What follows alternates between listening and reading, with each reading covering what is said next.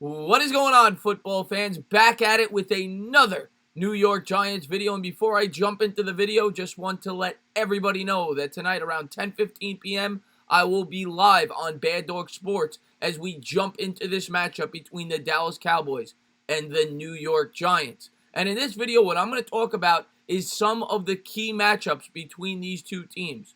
What the Giants need to accomplish in these matchups to try to win this football game. And I came up with the three biggest matchups in this game.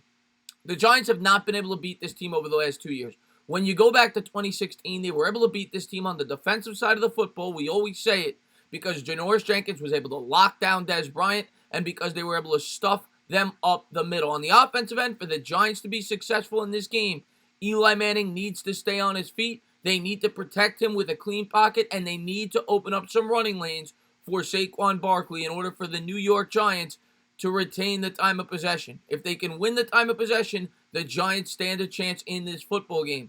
Easier said than done, but we're going to go over the matchups in which the Giants need to win, or at least come close to winning, in order to win this football game. And the first one we are going to start with is the newly acquired offensive lineman for the New York Giants.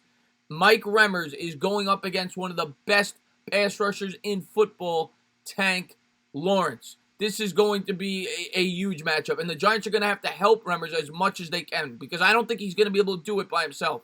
Tank Lawrence is a great pass rusher. He's had 25 sacks over his last 2 years. He's recorded a sack in 3 out of the last 4 times these two teams have played, and he had a sack in each of the 2 games the Giants and Cowboys played last year. One thing I will say, the first game last year, the Giants got manhandled up at the line of scrimmage. Lawrence was a part of that. They surrendered 6 sacks. The second game, yes, people will say it didn't mean much, but they played their entire defense from what I remember. Lawrence definitely was in that game because he recorded the only sack by the Cowboys. So the Giants did a much better job in that second game, which is why they were able to put up as many points as they did, 35 points. They ended up losing the game, I believe, 36-35, a game in which the Giants probably should have won. So that is a huge key in this game. You have to protect Eli, and Remmers versus Lawrence is at the forefront. Their best pass rusher versus our weakest offensive lineman. Remmers converted from guard to tackle this year. He was a decent tackle with the Vikings. They transferred him to the guard, and he struggled mightily. Now he's back at his natural position, and he will be tested week 1. They're going to help him, though, with guys like Elijah Penny, with the 2 tight end sets. They are going to help him on that side. They have to. He will get eaten alive. Remmers, of course, sat out the first few days of practice this week. He's coming back from shoulder surgery, but he was at full strength from what I read yesterday, and he should be ready to go.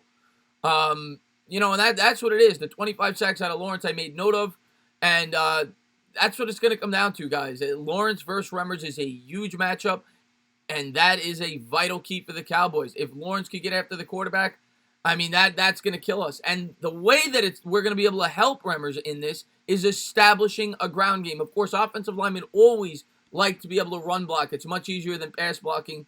They like to be at the point of attack. And that, of course, is going to bring me to my second point. Saquon Barkley versus the Dallas Cowboys front 7. Now, the offensive line, of course, is going to play a vital part in this, but Barkley's going to have to do his job, and he's going to have to create unbelievable runs, and that is what he is good at.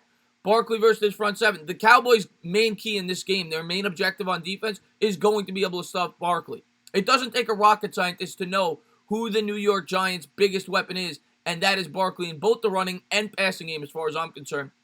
And it's a mismatch. When the Giants play anybody, it's a mismatch. When you have the best running back on the planet, and some will say Zeke, I think it's Barkley. The guy can do a variety of different things. He's an unbelievable talent. He's elusive. He's strong. He can do it all. He's the complete package, and he will be on full display in this game, and it won't be easy. Dallas has a great defense, a great front 7, and the Giants' offensive line, while it is improved, has never played with one another. This will be a learning experience. This will not be a flawless performance, and Barkley will have to carry a lot of the load. He will have to make plays when they're not there. He will have to get that extra yard or 2, and Dallas will be stacking that box. Make no mistake about it. The Giants cannot be predictable on offense, and Barkley will have to carry this offense. In the game that they beat the Chicago Bears last year, a comparable defense, Bears probably a little bit better, but Dallas is damn near close. Barkley carried the load. That guy had great run after great run, and he was the reason that the New York Giants won that football game. At the end of the day, when you can run the football, you can beat anybody because you control the time of possession, you make your offense much less predictable, and that is what the Giants will need. They will need to create one-on-one coverage on the outside. To do so, they're going to have to force Dallas to stack the box, and Barkley is going to have to maintain his efficient running even when they do that for the Giants to stand a chance in this football game. So that is a huge key, which finally brings me to my final key that I wanted to go over, and that is Jackrabbit. Janoris Jenkins versus Amari Cooper. When you look at this matchup, like I said, the first in 2016 when we swept this team, Janoris Jenkins was unbelievable. He shut down Dez Bryant and was arguably the biggest reason why we won those games. Him and Snacks Harrison stuffing them up at the line of scrimmage, and that's how you beat this team. Much easier said than done. Janoris Jenkins, of course, is coming off a subpar season. 2016, when we acquired him, he had a PFF ranking of 82, which is a great grade. The last 2 years, he's been 68 in each of the last two. Now, injuries can be a reason for part of that, right? He had injuries in 2017. Last year, he had the death in the family. Maybe he wasn't still fully recovered. It is a contract year for Jenkins. Do I expect him to return to his 2016 form? No, he was one of the top 5 corners in the league, but I think he will be a little bit better, and he will need to find a way to stuff Cooper. The Dallas Cowboys offense last year, when they acquired Amari Cooper, was on another level. Over their last 8 games, they were 7-1. Cooper had a ton to do with that. He was doing nothing in Oakland. He had just over 300 yards. With Dallas last year, he had 725 yards in 9 games. He makes this offense go because you can't, when he's eating, you can't stuff the box on Zeke, and it's just it's a perfect marriage.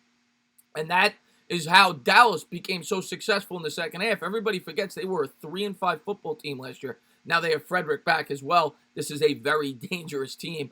But if Jenkins could man him up, and I'm not saying, holding the 2 catches, but don't get beat over the top. Keep him in check. Make the Dallas Cowboys offense honest. They stand a chance. Do I think Jenkins could do this on his own? No. I think he's going to need some help from the safety. But that's a huge matchup. Do not get killed by Cooper and do not get beat over the top.